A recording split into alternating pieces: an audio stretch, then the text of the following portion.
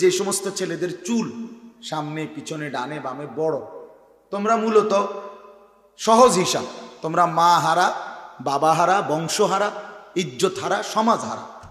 কারণ তোমাদের এই চুল চেহারার সাথে তোমার বাবা, তোমার দাদা, তোমার বংশ, তোমার দেশ, তোমার পাড়া, তোমার মহল্লা, তোমার জাতি, তোমার আল্লাহ, তোমার রসুল, তোমার কোরআন, তোমার সুন্নাহ, তোমার এলাকার কোনো আলেম, কোনো ভদ্র মানুষ, কোনো দিনদার, কোনো নেককার, কোনো নামাজি, কারোর সাথে এটার মিল নাই। তাহলে এটা তুমি কোনখান থেকে নিলা? তার মানে তুমি এই সমাজচ্যুত এক সন্তান, তুমি এক সমাজচ্যুত সন্তান, তুমি মা বাবার বন্ধন ছিন্ন এক সন্তান। এটাই বাস, যে তুমি তোমার মা রাগ, তোর মা, মা দিয়ে আমি কিনব, আমার দরকার হইল, আমার পছন্দ হইল মোবাইলের ওই কোনো বেঈমানের মডেল, কোনো কাফেরের মডেল। এভাবে জিন্দিগি পার হয়ে যাবে, ঠিক আছে, কিন্তু কবর আখেরাত পার হবে না, পার হবে না দোস্ত।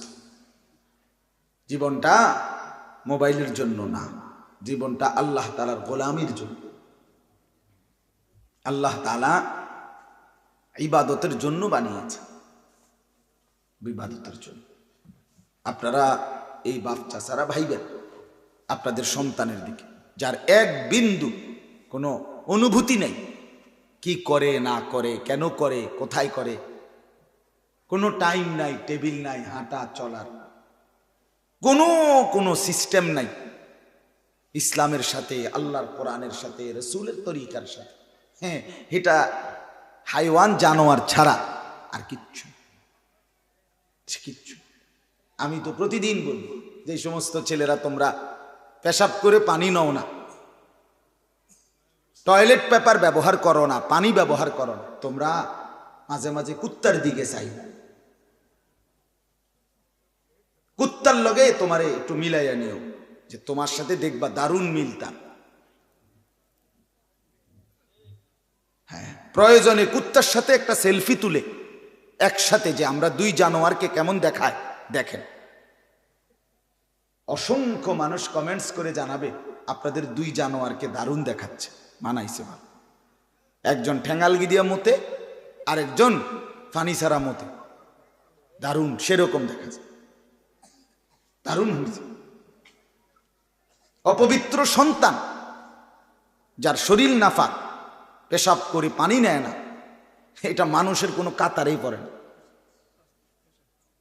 মানুষের কোনো সমাজেই পড়ে না, এটা কোনো কাতারেই নাই।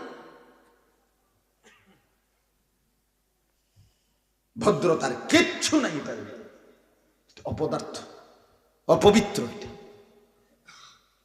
অপবিত্র। এজন্য এটা বুঝা দরকার।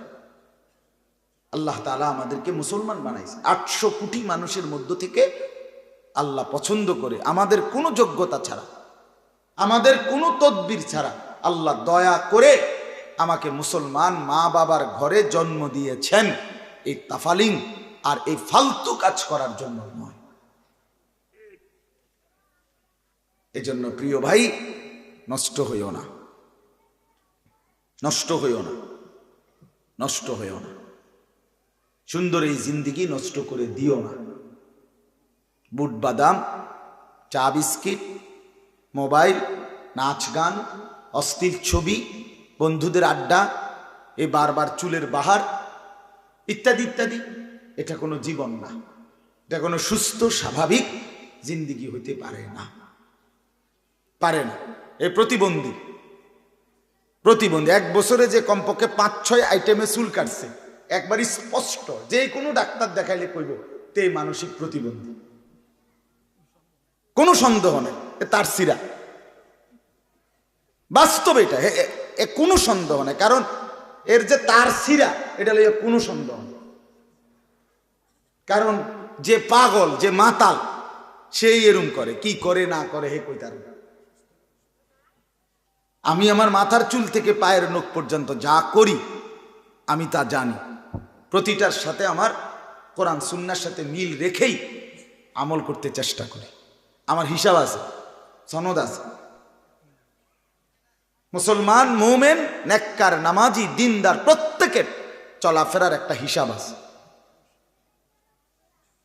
হিসাব ছাড়া, নিয়ন্ত্রণহীন, লাগাম ছাড়া যার জিন্দিগি, তার জীবন মানুষের জীবন নয়, বরং হাইওয়ান, জানোয়ারের জীবন। এটা বোঝা উচিত। চলেন, বলতেছিলাম যে আল্লাহ তাআলা নারীকে সৃষ্টি করেছেন। ওই দুই ছেলে দেখেন বয়ে বয়ে বুট খায়, এই যে হেরা দুজন সুন্দর, মানে হেরার হিসাব বলে এনে যে এতগুলো মানুষ, এটা আমার কি দরকার? আমার দরকার আমার বুট খায়, বুঝেন নাই? এই যে দুজন তামাশা, কে কি মনে করে, কে কি ভাবে, কি কেমন দেখা যায়, এত তান আমার টয়া লাগে। আমার মনে যা চায়, আমার মনে যা চায়, মা লজ্জিত হবে হোক, বাবা লজ্জিত হবে হোক, সমাজ লজ্জিত হবে হোক, আমার কি, আমার মনে যা চায়। এটা মুসলমানের জিন্দেগি না, সুস্থ স্বাভাবিক জীবন নয় বাপ। এটা বোঝা উচিত, এটা বুঝা। আমি একটু শক্তই, আমার এটা মেহনত, আমার এটা ফিকির, আমার এটা সাধনা। মুসলমানের ছেলেদেরকে বদলাইতে হবে।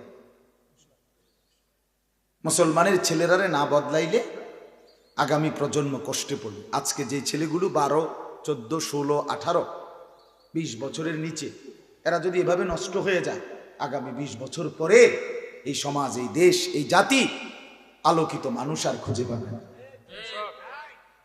কষ্ট হবে, তবে কষ্ট হয়ে যাবে আগামী দিনে। এভাবে যদি ছেলেদের লাজ, লজ্জা, শরম, হায়া উঠে যায়, আগামী সমাজ নিরাপদ মাও পাবে না, নিরাপদ স্ত্রীও পাবে না, নিরাপদ সংসারও পাবে না। জিনা, ব্যভিচার, অশ্লীলতা, আপনজনের সাথে অসভ্যতা যদি ব্যাপক হয়ে যায়, তাইলে এই সমাজ পরিবার শূন্য হয়ে যাবে। এটা বই, কিতাবের কথা, আমি নিজে পড়ছি তাফসিরে। যে সমাজে মুসলমান জিনা, ব্যভিচার, পরকিয়া, অশ্লীলতার মধ্যে লিপ্ত, সেই সমাজ অল্প সময় ব্যবধানে প্রকৃত বংশ আর থাকে না, থাকে।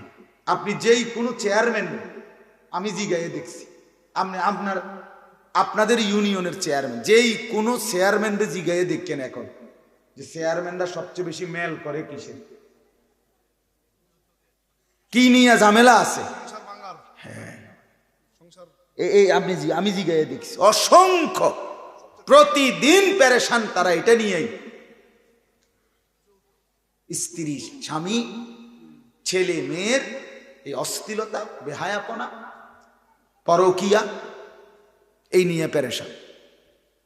আগামী দিনে স্বামী স্ত্রী, বাবা মা, ভাই বোন, আত্মীয় স্বজনের এই বন্ধন, পবিত্রতা থাকবে কিনা, এই অস্তিত্বের মুখে